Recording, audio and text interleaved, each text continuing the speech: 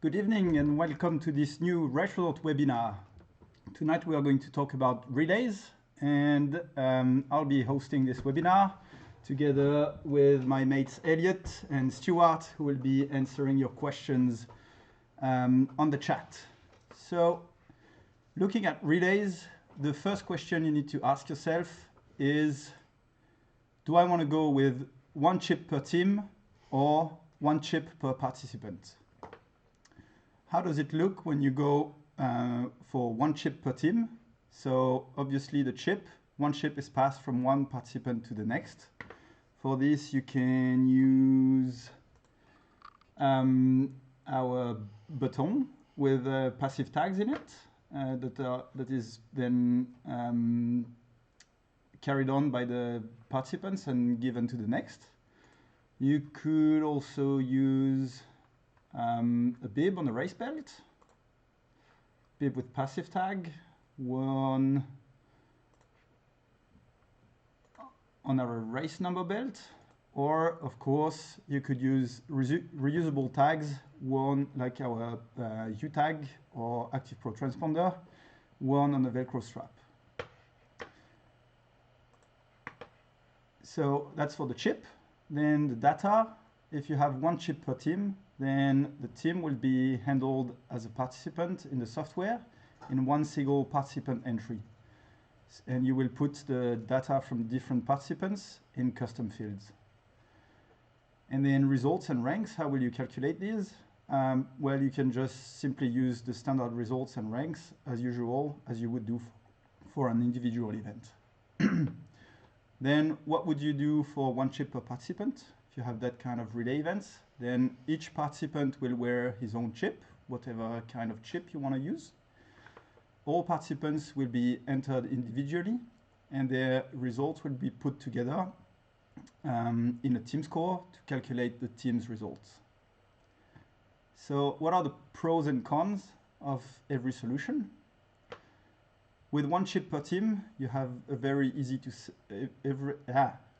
setup. You have less timing data to manage. You're also using less software credits if you're using the Retro 11 software online. On the other hand, the teams need to stop to pass the chip on from one participant to the next. And you also have limited functionality with your custom fields. If you need a lot of data from each participant, then you may run out of fields quicker than if you had each participant in its own entry. And also, if you're collecting some email addresses or phone numbers in custom fields, then you can't really use them as easily as you would with the standard phone field and email fields to send out SMS or emails, for example. What are the advantages and drawbacks of one chip per participant? You have more flexibility in your timing setup, and participants don't need to stop when the relay is given to the next participant. On the other hand, you have a more complex setup and more timing data to manage. Looking at this table, you may think, one chip per team is perfect. The only problem is that teams need to stop to pass the chip on. So why not just have several chips, each participant with one, and then just enter everyone in one participant entry. That is an option, but that is one I would personally not recommend, because it's very hard then to track which detections belong to which actual participant. You get a lot of data, and if you go for this, then you need to make sure that you can protect your system so as not to get too many unwanted detections. Now we're going to have a look at several actual examples. And the first one will be using one chip per team. It's going to be a simple triathlon event. So on this triathlon event, we have an individual Olympic and sprint distance, and we also have a relay where each participant, so each of the three participants performs one leg. We have a swimmer, one cyclist, and one runner. Okay. let's have a look at this file and see in particular how which fields we are using and user-defined fields, and how the results, ranks, and outputs are set up.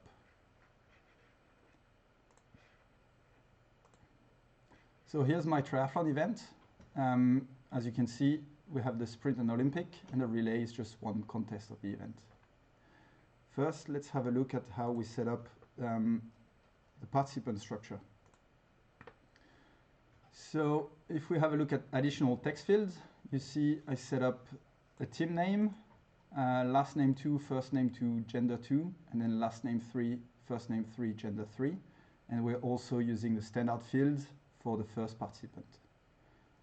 Then we have several user-defined fields and functions. So we have our traditional display name that allows us to display the name of the participant of the individual races, and also the name of the first participant in our relays. And I've created some functions, display name 2 and display name 3, to display first name 2 and last name 2, and first name 3 and last name 3 together.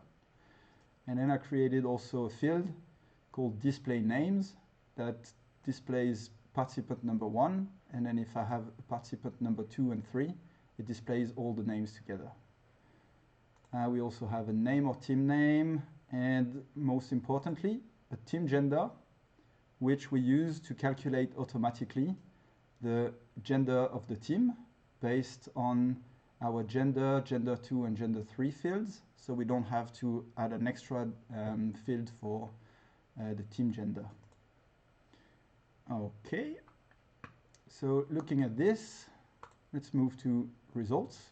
Here you can see that I haven't set up anything particular for the relay. I'm using just the exact same results as for the individual event, because I have only one chip and the teams are handled as one participant. Looking at the ranks though, I've made some minor adjustments, okay, because you see, of course, usually our gender rank would be just male, female, but in our case we have male, female, and mixed teams, so that's why we created here a user-defined field that's called male-female that returns the team gender if we have a team, or male-female if it's an individual participant. So here, male-female mix will sort individual participants by male-female and relays by male-female mixed. Looking at our outputs now. For the individual event, I have very classical result lists, and then I just accommodated them a bit for the relay results so as to display them in a nice way with the team name and all the names together here. All right, do we have any questions regarding this setup, guys? Nope, nothing yet. All right, then let's move back to our presentation and take the next example. Okay, so for the next examples, we'll be looking at the option of having one chip per participant and not one chip per team. And when we have one chip per participant, we need to ask ourselves some other questions. First, do we know the order of the participants in advance, in which sequence all the participants will perform the event? Then, which detections does each participant actually get? Which brings us to how the team time is calculated and how the individual times of each participant are calculated. So let's look at two more examples. One being another triathlon, but this time instead of having one participant doing one leg, we will have 4 participants, 2 men and 2 women, each performing a complete triathlon.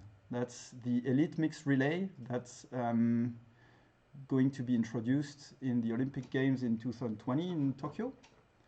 And of course, with an elite event, you can't, it's very often broadcast on live TV. You can't have elite athletes just passing on a chip. That wouldn't look very good. That's why we have to go for one chip per participant. Okay, so what's going to happen here is we'll have the first female starting from the pontoon, and her start time will be T0. Then she will perform her whole triathlon, get T1 in, T1 out, T2 in, T2 out, and then she's going to finish here at this loop box, and her finish will also be the start time of the next participant, and so on. Then participant 2 and 3 will also perform their whole triathlon and finish here, and then participant number 4 will perform also his whole triathlon, but instead of finishing here at the swim start, he will finish at this finish line, and he will be the only one participant crossing that team finish line. So the finish time is the finish detection of the 4th team member. And very important here, in that case, we have a predefined order. That means we know in advance that bib number 1 will start first, and then bib number 2 second, and so on. So let's have a look at how we set up the event file, looking in particular at the participants' data, the results, ranks, team scores, and output lists. Here we are in our elite mixed relay. And the first thing to note, if we go to the participants window, then team number 1 has bibs number 11, 12, 13, and 14. And if we move to team number 2, they have bibs 21, 22, 23, 24. Having a logical bib range like this allows us to then just, if we look at the start list, translate those bib numbers 11, 12, 13, 14, 21, 22, etc. into team 1/A, B, C, and D. How did we do that? If we go to main window and user-defined fields and functions, you see here we have a display bib function. And we also have a team number and relay ID. So here, team number is the first part of the bib, and relay ID is the last digit of the bib. Display bib is the 2 put together, replacing the relay ID by A if it's 1, B if it's 2, C or D, etc. All right, now let's have a look at our results. So first, we have this timing start result, which is for relay ID number 1, T0. All right, and then for relay IDs superior to 1, that is participants 2, 3, and 4, then the start time is tprev 115 if it's positive. Okay, what is tprev 115? That is time number 15, so the timing run, that is the finish detection of the previous participant, considering rank number 100. Rank number 100 is a rank that I have especially set up here to be able to access participants' data from the times of other participants in the relay from one participant. Okay, so here I am ranking, I'm grouping per club and sorting per relay ID. So each club gets his sub rank, and then participants are ranked by relay ID. Okay, then here for all my reads, all the raw data rules are based on T10, which is either T0 or the finish time of the previous participant. This way I ensure that participants can be on course and getting detected on some timing points when they're not expected, and it's not gonna affect my timing because I am ignoring everything before a start time that is based on the relay ID. I think that's it for results. And for ranks, then let's have a look at the team scores that we have set up here. Here we have a team order team score, which doesn't have any result set up because it's not used to calculate any results. It's just used to sort again our participants per relay ID, and I'll show you in the output section what that's useful for. That's something I use in pretty much every team event, that team order, team score, just to have my participants sorted somewhere. And then the team score, the actual team score calculating the time is here taking the minimum after finish line result of the team. And if all goes well, I should have only one, and that should be athlete number 4. And to make sure that all went well, I have actually here written an extra rule that I'm only taking this detection, T16, as a valid result if for relay ID equals 4. Okay, then if participants go to the finish line with their chip on to cheer on their teammate who's about to finish, which quite often happens on those events, then they're not going to mess up my results. All right, let's have a look at our live results first. So here, very classical triathlon results, except that we have a grouping per relay. So at the end, we see how everyone did in their own relay. And then I've got my final results here. And here, that's why my team score number 1 was very practical. I have a team rank reduced where I am showing all the results on one list, and I am sorting by TS1 position. All right. Any questions on this event? Guys, wake up. We're expecting questions. Let's go back then and see another example. And this time we'll have a mountain bike relay with 4 riders performing 2 laps each.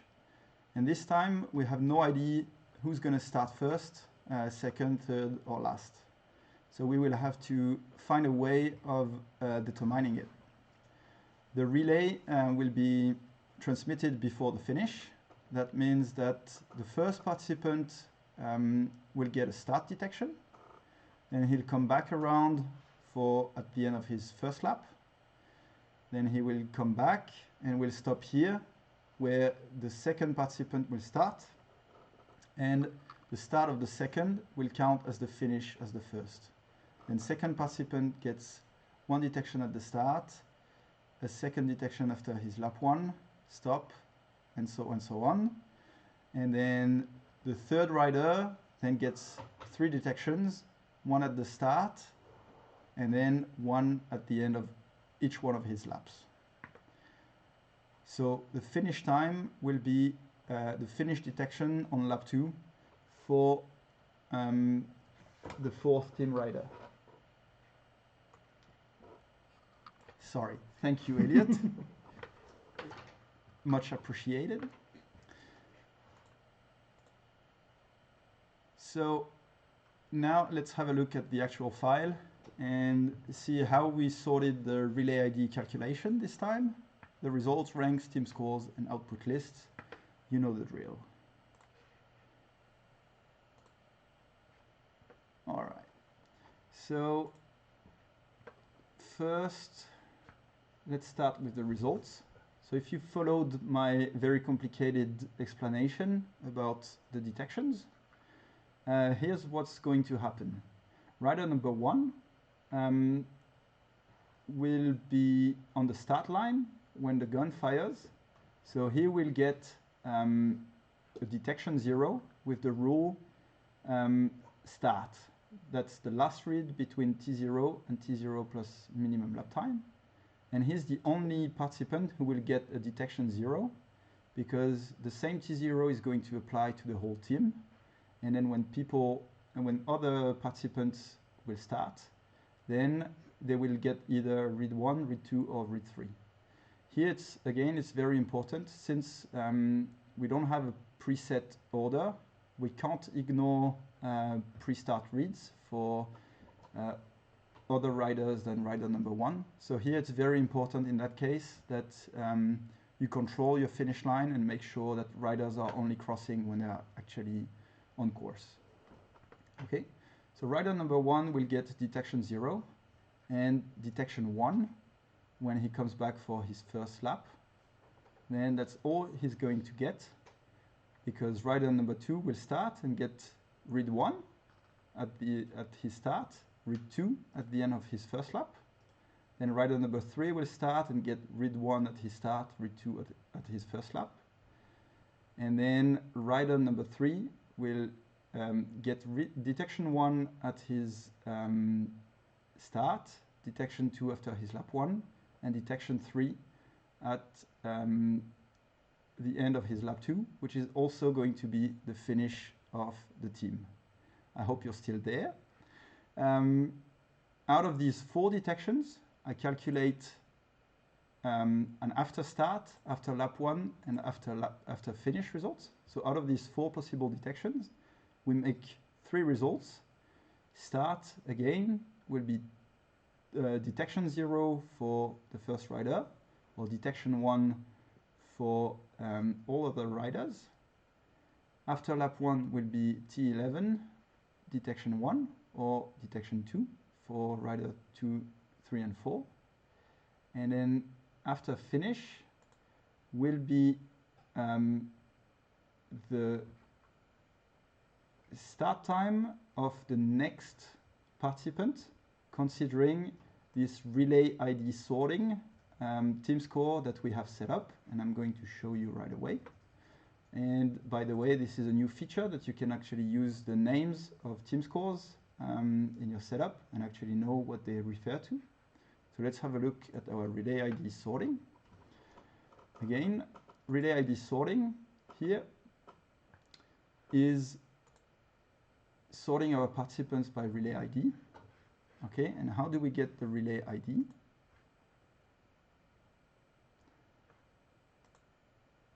It's based on a relay ID rank, which itself is based on time positive 50. And what is time positive 50? That is our first read. So for each participant, we look at those 4 results, calculate the minimum detection, and based on that, we actually know, based on the detections from the system, which participant was the first to be detected, second, third, and fourth. Do you have any questions regarding this? Okay, so I hope this is clear how we calculate the relay ID here. I must admit I got lost myself in my explanations. So once we have all our results, then we can calculate the team time calculation.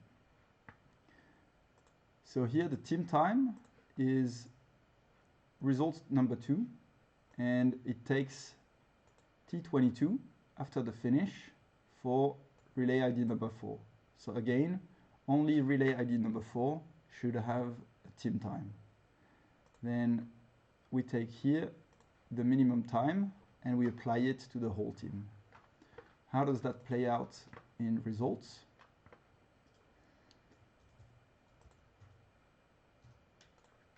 So here we have our results, nice and clean, with the individual time and the split and the position after each relay. So if we have a look at our detections overview, this is actually what's happening. Rider number 1 gets detection 0, and he's the first to be detected, so he automatically gets read number 1. He gets a read here after his first lap, and then rider number 2 starts at 10:59, which automatically is assigned as the finish of the previous relay, and so on until rider number 3 gets all 3 detections, and his detection 3 is applied to the whole team as the team time.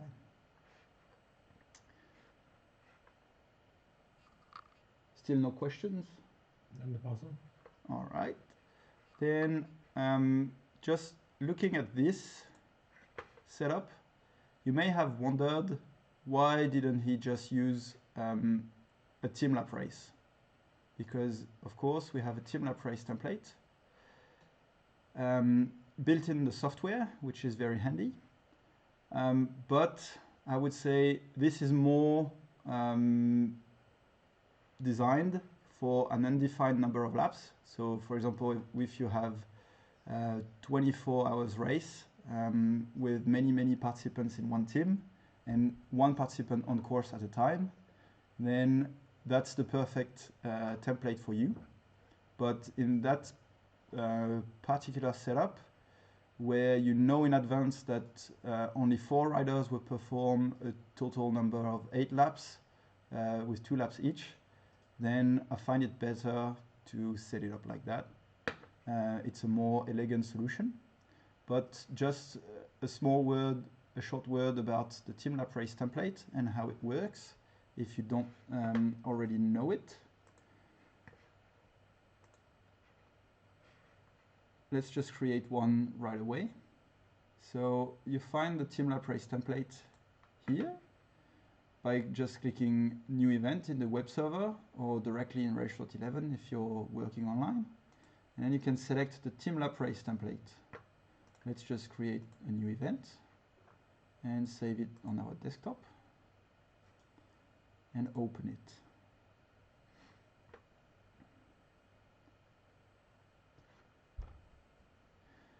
The beauty of the team lap race template is that it doesn't need any results. You see, there's no results set up at all. It actually digs straight into row mode using the lap mode in a team score.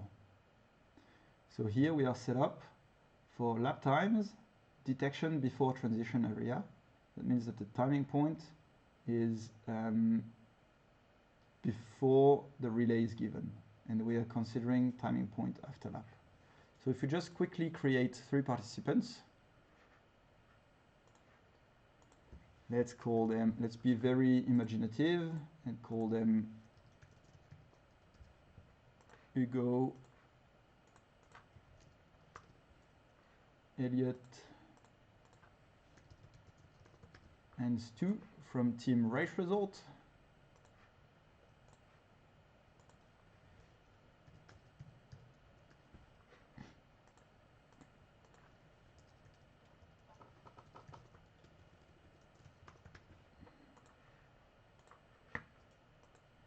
If you go to the timing raw data of those participants and just add some detections,